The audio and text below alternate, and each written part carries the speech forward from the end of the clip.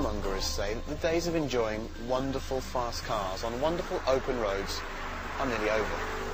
But then you wake up on a wonderful day like today and you find a sublime road like this, and most of all, you get a collection of amazing machinery like this, and you think to yourself, there must be some life in this supercar game yet.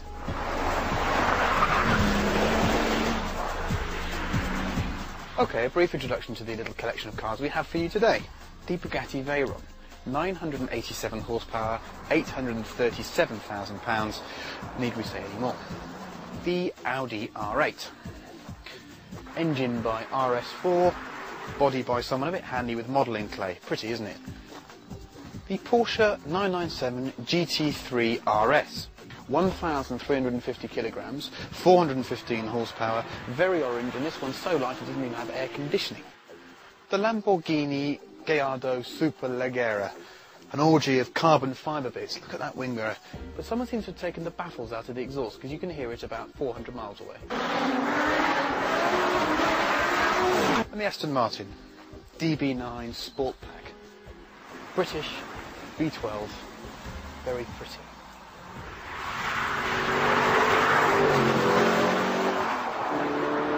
The science of engineering is supposed to be full of concrete facts. You do something to something, and something else is bound to happen.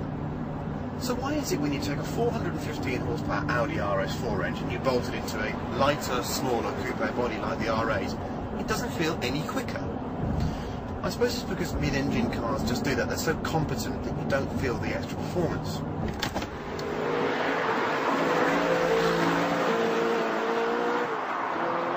The R8 is a very special piece of kit. It has an exceptional ride. The engine feels just as special here.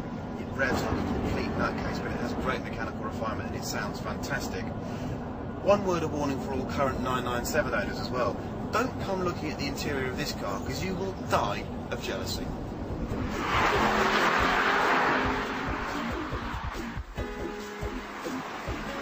Now, in this company, you could be forgiven for thinking that the Aston really is the odd one out, but it has its own unique appeal. You see, it's a genuine front-engine rear-wheel drive GT, which means it's not as accurate or as pointy as the other cars here, but it will do this.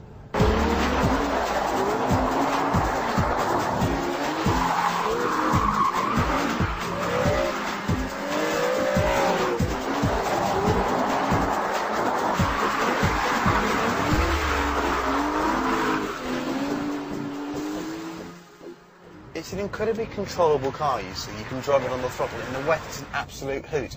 It's very refined, it's very civilised, it's very beautiful. It could be one of the best cars Aston makes. It's mostly forgotten, and we really, really like it.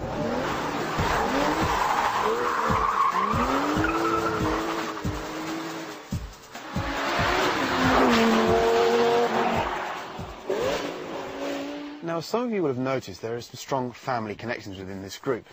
It was under Dr. Ferdinand Piech's watch at VW that he purchased Bugatti and created the Veyron project. It was also under his watch that Audi became something desirable, and also then Audi bought Lamborghini. But the two cars here within the Volkswagen group that seem to offer the most similarities visually are the R8 and the Gallardo. However, I'm assured that the only commonalities between the two are transmissions and electrical systems. But it does seem a coincidence that they cover such a similar space on the road, and when you sit in them they feel such similar driving positions, as if they've got the same seating position and the same steering column. Even the steering wheel looks very similar. In fact, I think it is the same thing. But other than that, the cars are quite different. This Superleggera Gallardo is a curious mix, actually. The engine sounds fantastic, it's got straight-through exhausts in it. The paddle shift isn't quite so clever, but I find myself questioning the need to have this car over a standard Gallardo. It doesn't seem to feel that much faster. It makes a bit more noise. I think the alloy wheels are questionable as well. I'm not quite sure about all the carbon. In fact, I'd just have a standard Gallardo.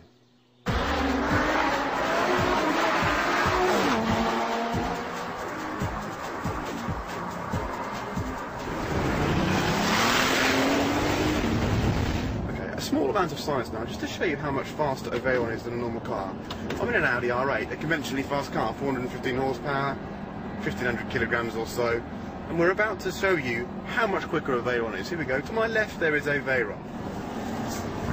With Steve Sutcliffe and Jamie Costerfield. Here we go.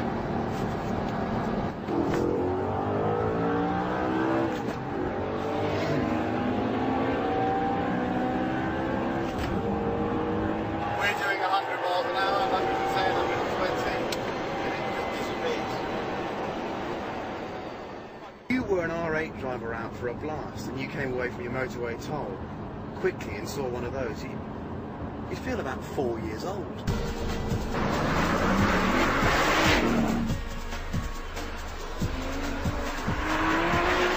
Relative to every other RS model Porsche's ever made, the new GT3 RS 997 is an incredibly refined car. The ride comfort's exceptional. It's not as good as a regular Carrera, but it's still, as you can hear, quite a noisy old girl.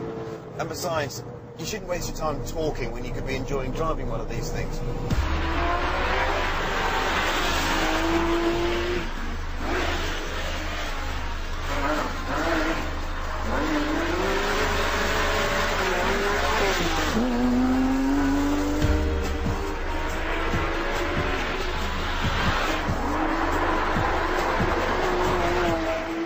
The 911's always been a complicated kind of soul, and this GT3 RS model's no different. You see, on the one hand, it's one of the most focused cars here. It's got cut tyres, a roll cage, bucket seats.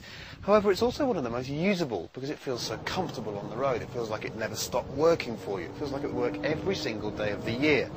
This car's got a couple of problems. The first is that it's got no air conditioning, which is a bit of an issue. And I can see no reason for the weight saving at all. I mean, if you're that worried about your lap time around the Nordschleife, learn to drive it fast is what I'd say. But it is a fantastic road and track device. It's just so fast, it's just so competent. The ceramic brakes are a real bonus as well. You can feel the extra ride quality because of the unsprung mass. No, it's a fantastic car, the GT3 RS, a truly fantastic car.